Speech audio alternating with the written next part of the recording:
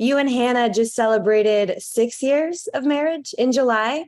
Yes. Congratulations. I mean, six Thank years is you. amazing. Is there a secret?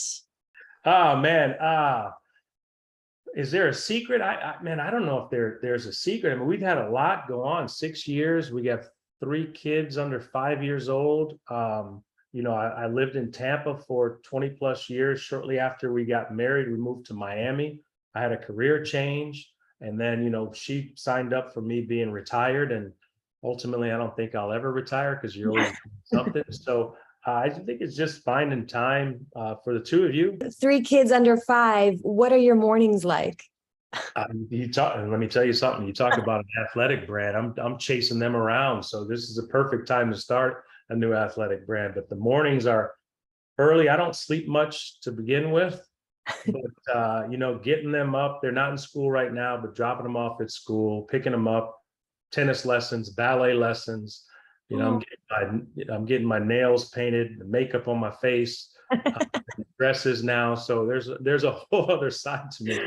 Can we talk about your family for a second? Because your family is just so beautiful.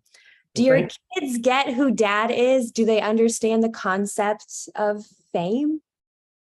They have no idea who I No. am. I'm dad. Well, my oldest will be 5 in a couple of weeks, and Yeah. then three and a half and 7 months. So they have no idea. They know that I played for the Yankees. They see me on TV. They recognize me, especially during this documentary. But other than that, they have no idea, and I like it that way. What do you love most about being a girl dad? Ah, man, I just, my girls, and I've always said this during my career, I've had the utmost respect for players who were able to have families while they played. I was very selfish. It was all about me and my career, and I just wasn't able to do it. But now it's the greatest blessing I've ever had. Coming home and they could care less how your day went. Yeah.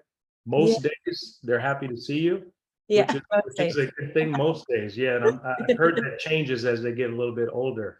Yeah. But it's just been a wonderful experience. I feel like you're usually very private. You don't give a lot of interviews, but your documentary was just recently released.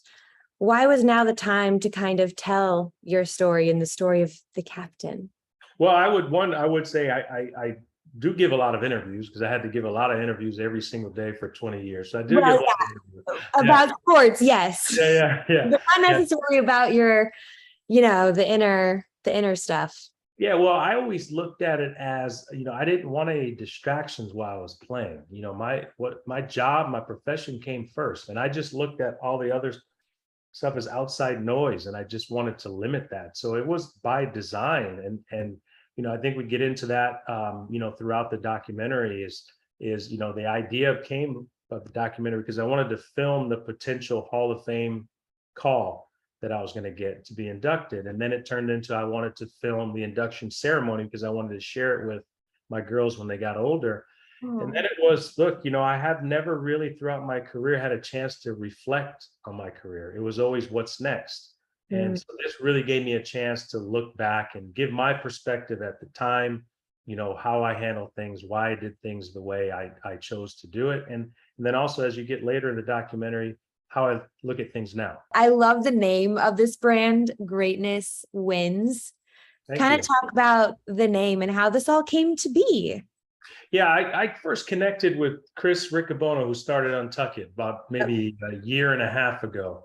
We started having conversations about athletic brands, and we wanted to take the quality of athletic apparel to the next level. I think from a performance perspective, and I think we were able to do that. And we're excited with the end product. We think people once they try it, they're going to love it. And when you start talking about the name, I mean, you talk about greatness wins. I think a lot of times people view greatness as an ultimate goal, where I tend to look at it as a mindset. And there's all different types of athletes out there. You define athletes in different ways, but I think in order to achieve success in anything, you have to have that mindset. So that's where the name came from, and that's we couldn't be more excited about the brand, and we hope everyone is excited as well. Yeah. How involved were you in the design process?